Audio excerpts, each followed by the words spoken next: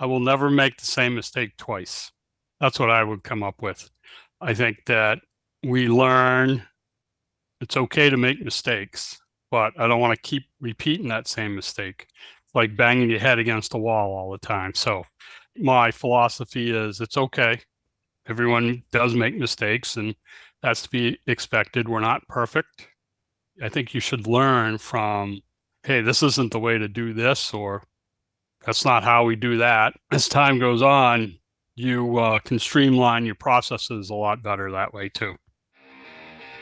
This is Facility Rockstars, the podcast that celebrates the unsung heroes of our daily lives, facility professionals. I'm your host, Jay Culbert. Join me as we honor these great leaders, sharing stories, insights, and expertise that empower us all to learn and grow together. Facility Rockstars is sponsored by Coludus, operating the way you operate in order to make your life easier.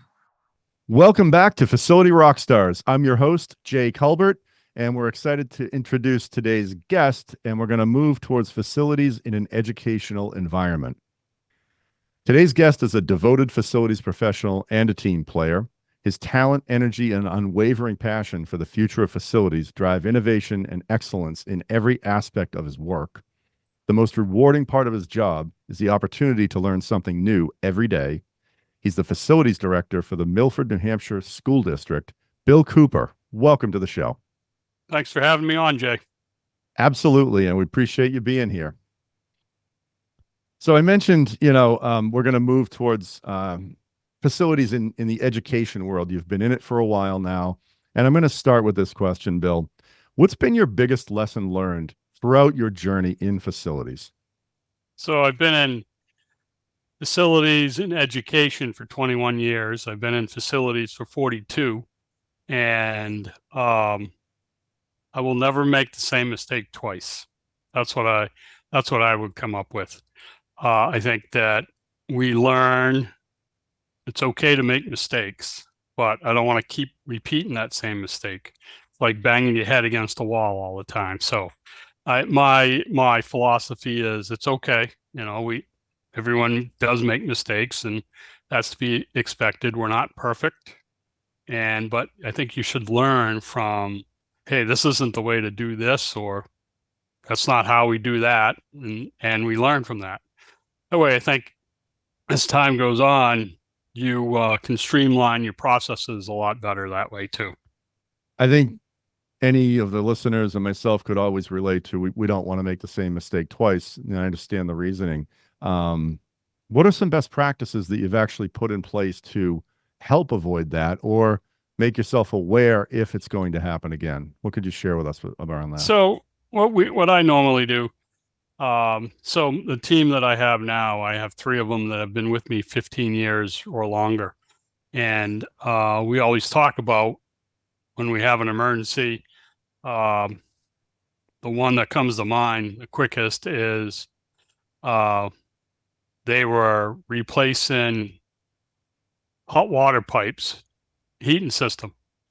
And the contractor that was on site was on one side of a wall. Now, where this wall is, just a frame of reference, there's a double doors there, so you can look at the ceiling from both sides and see the pipe, the same pipe. There's 3 pipes going through. He looked at the first side, went to the second side, started to unbolt the pipe, the clamp. We have the Victrolic fitting on it, and he was unbolting a sprinkler main for the building, not a heating pipe. So he came down as a drowned rat. Alarms are going off, water everywhere. So we triage everything. We help clean up. I brought my team together and said, hey, what do we learn from this? Always double check, triple check if you have to. Don't be in a rush to do the job because it's, 10 o'clock in the morning and you want to go to lunch at noon. You're going to rush through this, even though it's going to take you longer. Take your time. You need to you need to check to make sure you know what you're doing and what's being done. We always tell them the one comment I always make to everyone is the work's going to be here tomorrow. No matter how fast we are or how slow we are, it's always going to be here tomorrow. There's always something to do. So don't think that we're going to get rid of this and it'll never come back. So, yeah, well, I always will triage, take care of the situation, we'll review, and we'll have an action after action sit down and and discuss. We're not looking to place blame anywhere. What I normally do is when we question them, or when I question them, is so what did we do? What could we do better? What do you think should be done? Let's put that in practice.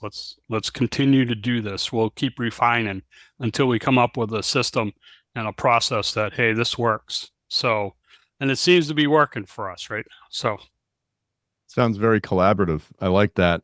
That was a question I was going to ask you, and I think you just answered it really. Like, people aren't perfect. We're going to make mistakes. So the best practice.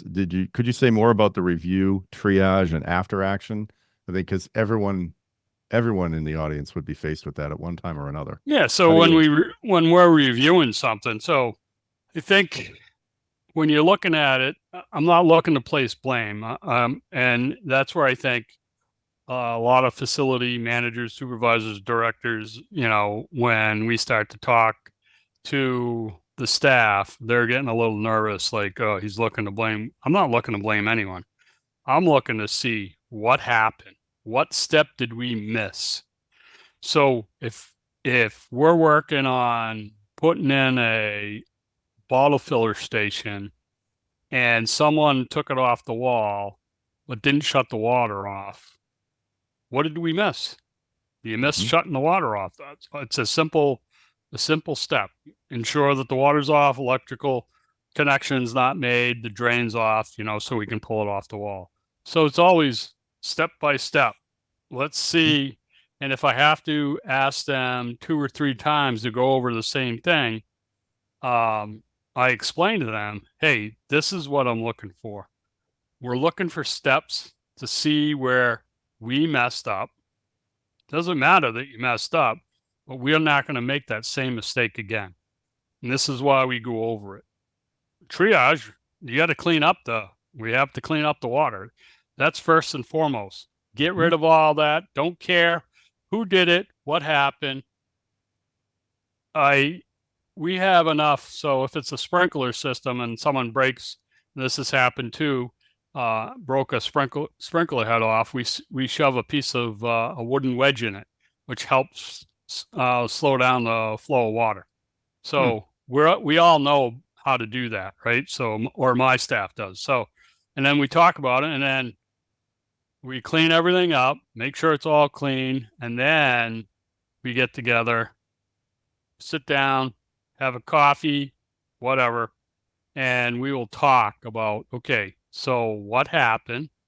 Oh, I was in the lift and, we were bringing the lift up. I didn't see it. I swung and hit the sprinkler head. Okay, those things happen. So what do we do in the future? Make sure we have to be aware of our surroundings, above us, around us, below us. So that's how we look at it. And then we just continue to make those steps. So when I see them in the lift again, I'm like, hey, remember, be aware of your surroundings. And it's more of a friendly, reminder, and they usually smile, especially if somebody did something before, so everyone understands. So it's not, I don't like pointing fingers at people. It doesn't work that way. So sure. That sounds like a really effective 3-step process. Thanks for really walking us through it. Sure. And yeah, in the world of construction with us, it's like when you get on a lift, you know your surroundings. Very, right. Very relevant.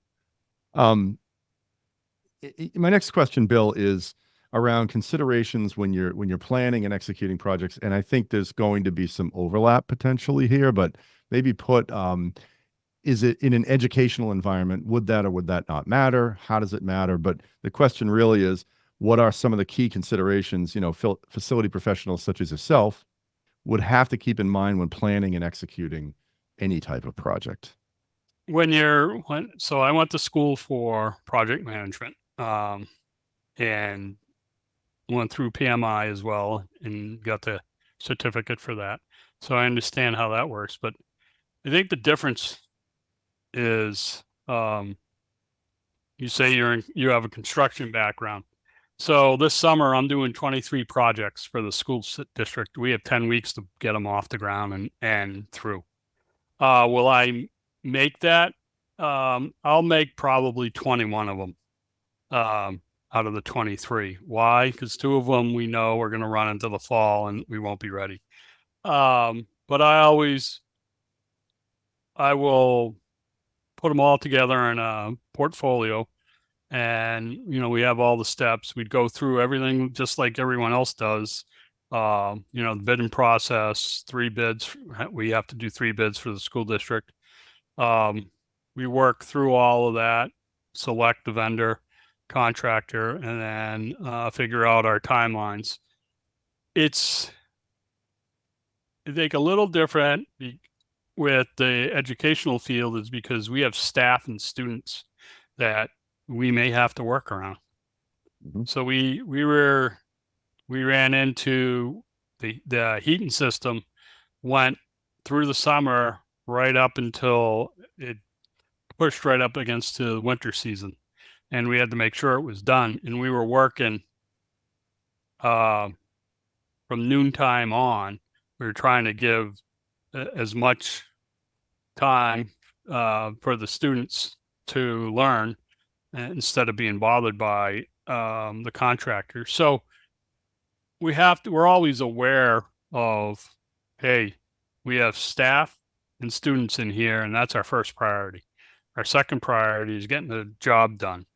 Also with that, we want to make sure that everyone who comes in, so if you were the contractor of choice, Jay, Mm-hmm. you would come in, you'd be badged like we normally do. You go through all the processes like you're supposed to, making sure that you're allowed to work in the school, and we would tell you, be professional. And that may sound easy to a lot of people. It doesn't work out that way. What have you seen happen? Is that where you're going with it? So, yeah. So, I've been in the school for 21 years, and I know how the students look, act, interact with people. And you always maintain that professionalism. I could say hi to them. Some of them work for me during the summer, so a little bit more personal there. But what happens is we've had contractors come in who were laying down floors and made some comments to some of the younger students. Unacceptable. So we'll tell you once, hey, don't talk to the students. Nothing that you can say has anything bearing on them. You just maintain your job. If I could, Bill, let me ask you this then. How do you, how have you, like, here's to the best practice question, right? How do you get ahead of that and vet that out? So we usually, how we vet it all out is we ask if whoever we're bringing on, you got to have a query check and make sure. And everyone will say, yeah, everyone will vet out. Don't worry, we'll be tagged. We have our shirts. We're not, they're not going to dress in cutoffs and anything like that. But there's always that one person that thinks that they can get away with something. And my philosophy is, you've done it once. That's it. You don't get any more chances after that. Mm-hmm. And so this is what we told the contractor. Brought his boss, my superintendent, myself. I did the explaining. They were fine. 2 days later, he did the same thing. Out the door. We didn't even wait. He walked up and said, pick up all your stuff. You're out of the building. Don't want you back either. And because I can't take that in education. We can't take any chances like that, especially in today's society. Can't do that. No, it sends So, a clear message, and that's good. I'm sure, yeah, one chance, that's all. yep, You mentioned 21, 23, I think I heard your 23 23. projects for the summer. Okay. Yeah, And you'll probably get to, I believe you said 21 or 21 out of 23 21. of them. Yep. So I guess like twofold question for you, Bill, in the same vein of considerations when you're planning projects. How do you prioritize them?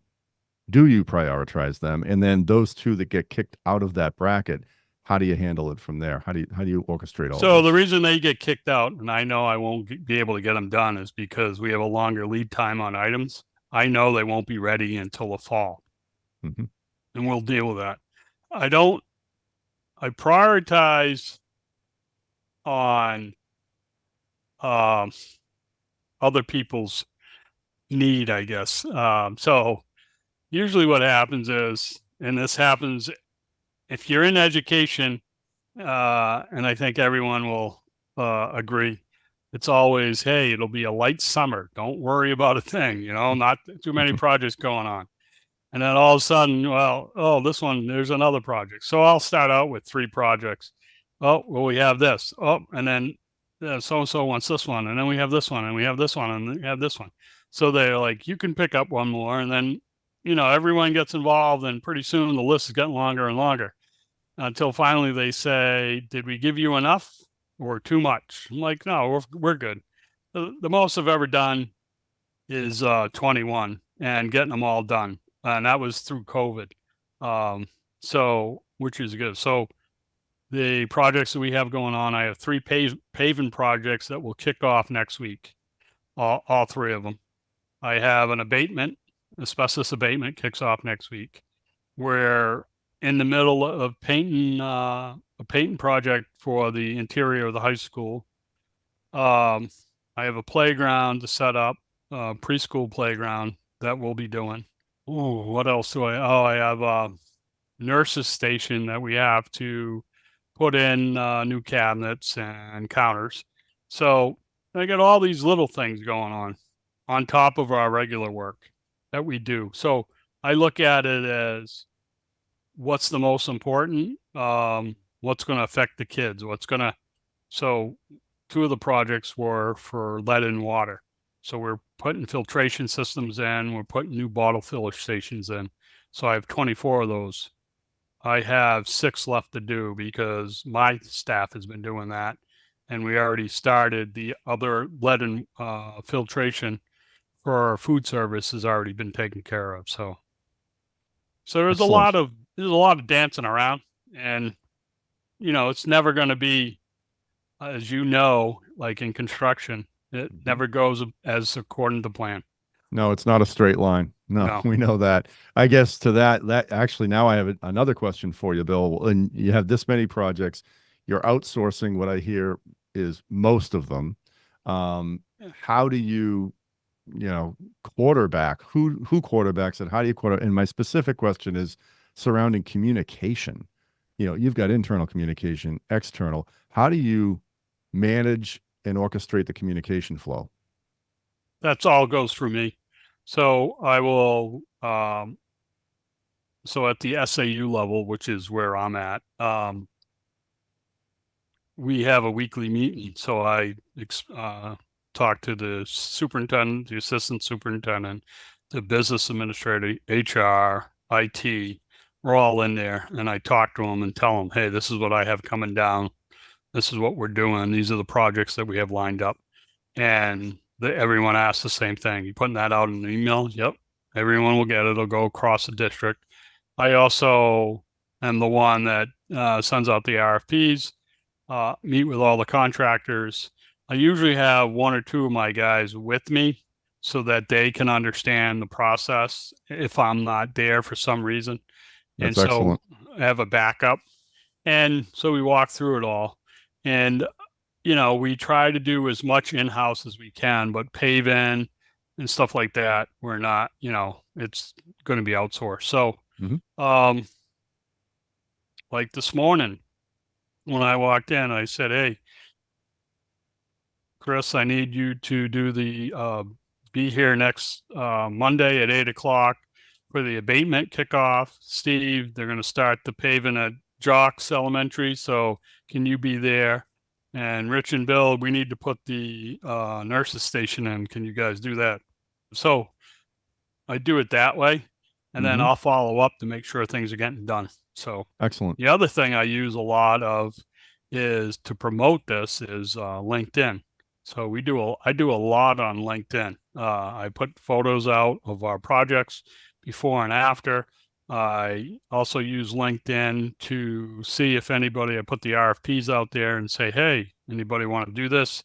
So I think it's a great tool. I think I toot our own horn at Milford. So Yes, I've seen your project posts. They're excellent, and not to mention that's where you and I met each other.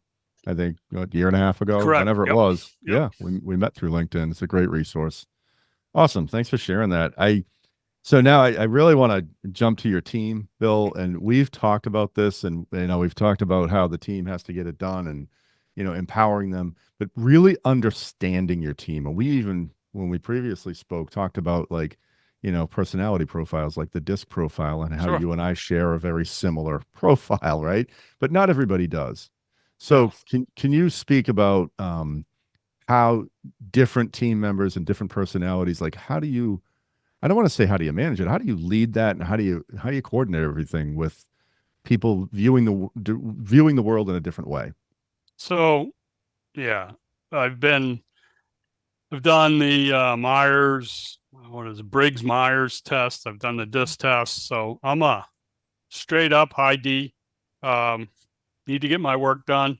And I'm very, some would say, overbearing, but I'm more of dominant, like, hey, I need to get this done. I know a lot of people come in on Monday. How was your weekend? I really don't care how people's weekends went. I care about what I'm doing. So, and I've learned to change and channel that in a different way. So my team, they're not built like me. One needs, be stroked a little. Hey, you're doing a great job. Like what you thought about that. So you have to, what I do is I stand back and watch and listen to them. And so I have coffee with them every morning to tell them what I expect to be done, and then they can go from there. But during that time, I'm listening, I'm watching, and I have their personalities down. So I know that one's really seeks perfection. The other one's like, hey, we need to get this done. The other one's like, hey, I did this on my own, because instead of saying we, it's always I. And so I know where this person's coming from. So you have to change your tact, and you change the way you're approaching someone. So the person that's I always say, hey, you did a great job. Awesome suggestions. I thought that went really well. Thank you. Thank you. Thank you. And so each one I will talk to differently, with the intent of getting my point across and getting work done. The one thing I always do when I leave those, after having a cup of coffee with them and finding out what they're working on, what I expect to be worked on, I always say thank you every morning. Thank you. Mm-hmm. And it may not seem like a lot, but it goes a long way. And the other thing that I do is, to help with the culture, is take them out to breakfast every now and then. It may not seem, oh, well, we can't do that. Well, I buy them donuts, I buy them coffee. I take them out to a breakfast joint in town. We sit down. Usually during the winter, I do that because we're in there early. I plow with them. I have a open shop, and they always say thank you to me when I'm there to plow. I'm like, you don't have to. It's part of my job. But I help them out because it's kind of lonely at 3 o'clock in the morning when when you have to get into a truck. So I try to do as much as I can. For the summer, at the end of the summer, I take all my maintenance, grounds, and summer staff out for lunch to say thank you. It's my way of showing appreciation. Now, the school district doesn't pay for any of this. It comes out of my pocket, and they all know that. So, and it's just, I think you gain their trust, and you gain, it's like I'm one of them. They don't look at me. They know I'm the director, but they also know that I'm one of the guys, and that I'll help them no matter what. So No, I applaud you for that, Bill. So, it's so common that, we'll get caught up in the to-dos of the day and the projects and everything that's priority and not take pause and really rewind all the way back to where you understand your people and their personalities. And you adapted yourself as you shared, right? right, So, have yeah, to. applaud you for that. Yes. Otherwise, you're just going to be running into the same brick wall over and over again. So Right. I don't want to do that at all. The little words that you need to use, please. Hey, can you do me a favor? And see if they'll accept, and always thank you. It goes a long way. And then I also learned, hey, how's your dog? How's your wife? And because there's four of them in there that have dogs. So it's a common interest that we all have. So we talk about that. So, and I know what makes them tick, each one of them, without going into much detail here. It's Sure. personal with my guys. So That's outstanding. It's excellent. Yep. Great insight into your team and how you lead them. You mentioned it's personal, and we've learned so much from you now for the past however many minutes we've been talking, and effortlessly, right? I love talking to you, Bill. But maybe a little bit about what makes you tick. And actually, I have a different question before we even jump to that. What with all your years of experience, we talked about the biggest lesson learned, but let me shift that a little and ask you, what would today's Bill Cooper, what advice would today's Bill Cooper give the Bill Cooper of 20 years ago? Relax. It's work's not the only thing in life. So, and I think we realize that too late. Uh, as we move on, I think there should be a work uh life balance. My perfect example would be my brother, who's 40, and he works for an IT outfit out of Boston, and he goes up and down the Eastern Seaboard. He works for what's considered Boston Harbor Cruises, or Hornblower is I think the correct name. So he does IT for them, and he does all the projects. So he goes from Boston to Providence to Washington D.C. to Baltimore, Norfolk, um, all over the place. He goes down, and and he's at that point in his life where, oh yeah, I'm on the phone. I'm I'm the guy. I'm the guy they're talking to. What I try to tell them is, you have a little boy, it's two. You're married. You have a house. You have three dogs. That's what you need to focus on, Mm. because something were to happen to you tomorrow, they would replace you in a heartbeat and not even think about it. And that, I think, is true with anyone. I guess that's what I would tell my 20-year-old self. Hey, calm down. It's not, work's important, but it's not that important. It's not the only thing in life, and Good advice, Bill. listen to people. Listen to Mm. the people that can give you advice, so you don't make those same mistakes either. So Good insight. Thank you for sharing. So what about do you want to share any hobbies or how you got to where you are today and kind of a little bit of the journey? yeah, so my journey in this was, I started when I was 21, and I worked for Indian Head Bank, Fleet Bank, and they were just putting up a 7-story office building, and that's where I got in on the ground floor. So I would pour over blueprints. But to the other side of that, looking at mechanical equipment, HVAC, I couldn't tell you whether a compressor was running or not. I didn't know anything about it. I put myself through school at night through a tech in Manchester, New Hampshire, the VOTEC up there. Learned about HVAC, learned about electrical, all that stuff. So But I would pore over blueprints all the time of the building. So I knew the buildings inside and out. From there, I went with a property management firm and I took care of 17 buildings throughout the state of New Hampshire, from the seacoast to Concord to Nashua. All I did was HVAC for them. And so from there, I went to Progress Software in Bedford, Mass, and took care of their corporate headquarters. I was the building services manager. So not only did I take care of that, I had two other sites in New England, but I got sent out to Minnesota, Chicago, Atlanta, Jacksonville, and California to take care of some issues that were arise there. So we got to travel a little bit. It was a fun job. I learned a lot on that one. So a I see lot a lot of of the country too. yeah, but I learned a lot about project management there because we were always doing something, from replacing rooftop equipment to roof replacements to building a patio outside. So, and they don't do it small. It's all, has to be the top rung for everything. Mm. So, and a little falling out with my boss. And believe it or not, I found the Milford School District was hiring for a director, and they had it in the paper, and I just happened to glance at it, so I applied. And that was in 2003. Got hired and haven't looked back since. It's fun. I take care of 5 buildings.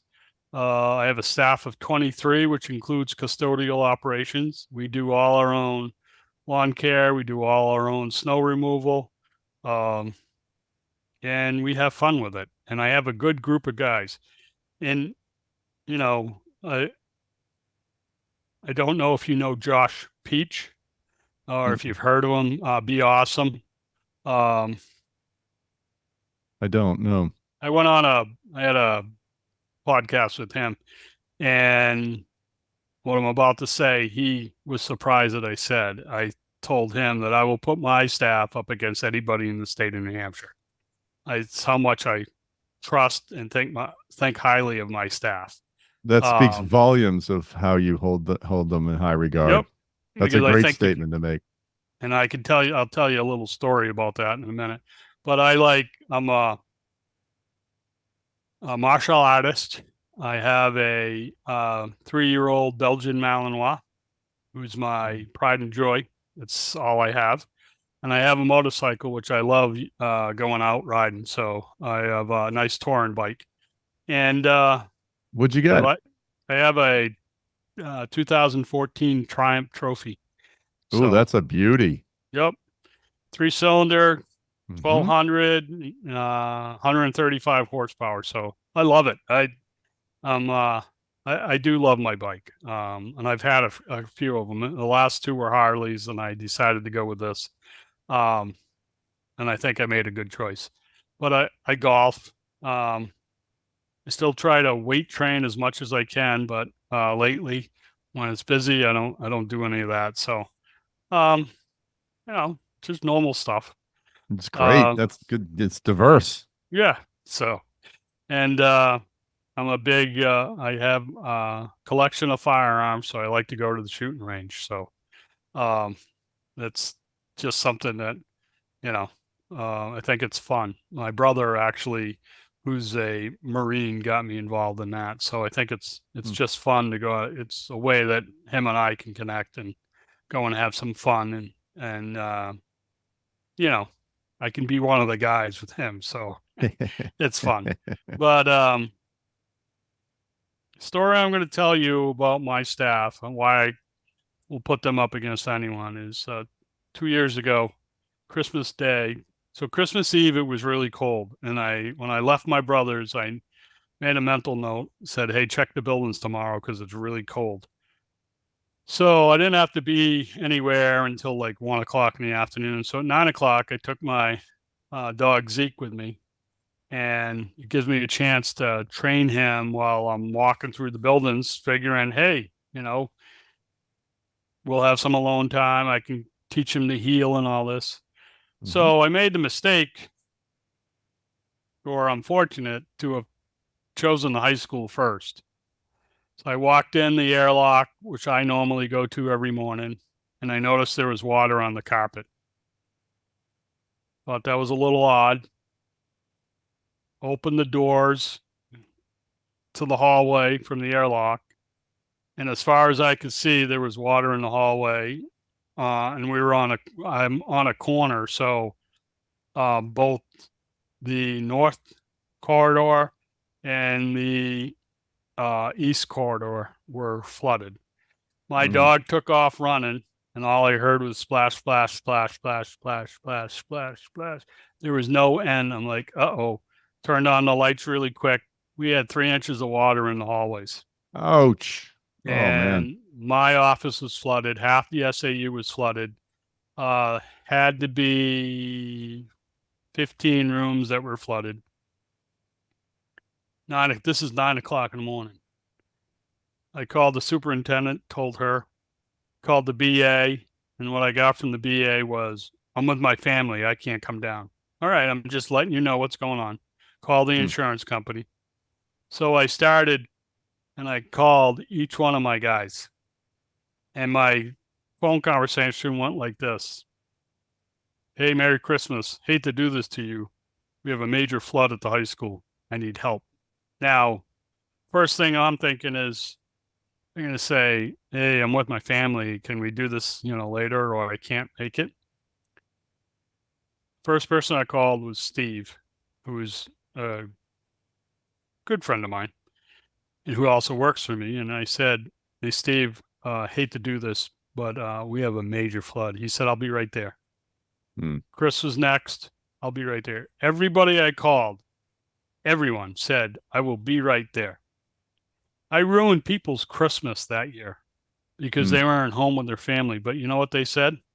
It's because you called us and asked. You didn't tell us we had to be there. You asked if we could.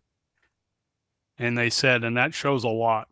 So instead of saying, I expect you to be here, I was expecting, hey, I can't make it. And I would have said, yeah, understand, don't worry, and move on. But everyone said yes. And as amazing as that is, it does not surprise me because of everything you've shared with us up to this point. The empathy and understanding you've shown for your staff, the giving back, the actual time spent. I mean, it's a fantastic thing. Don't get me wrong. I'm not saying it isn't, but you clearly have created you and your team have created a culture of support and actual empathy for each other. And that's amazing. Thank you for sharing that. That's not a problem. That's great. I bet they'll always remember that Christmas too, right? Yes, they the wet Christmas, not the white Christmas. That's awesome. Bill, I can't thank you enough for being on the show. Thank you. No, thank you, Jay. I really appreciate this. I was surprised that you even wanted to talk to me. So not at all. We've been talking for so long. I'm like, you need to be on the show, man. So thank you. I appreciate it. Of course. What I didn't ask you is where, people I would think would want to reach back out to you for more information or learn something. What's the best way to get in touch with you, Bill? So they can find me on LinkedIn. Okay. Or bill.cooper@milfordk12.org. That's my email. They can all reach me there. Excellent. So, Excellent. And I don't mind talking to anyone. Well, I'm certainly going to be calling you plenty. So. Okay. And I want to thank the audience for taking the time to listen to all the wisdom that Bill shared with us. If you liked it, if you laughed, if you learned, tell somebody, tell them about the show. And until next time, this has definitely been an insightful episode. So thank you, everyone. Until next time, we'll see you then. It's a wrap. Another episode of Facility Rockstars is in the books. Facility Rockstars is sponsored by Coludus, operating the way you operate in order to make your life easier. Until next time, facilitate and rock on.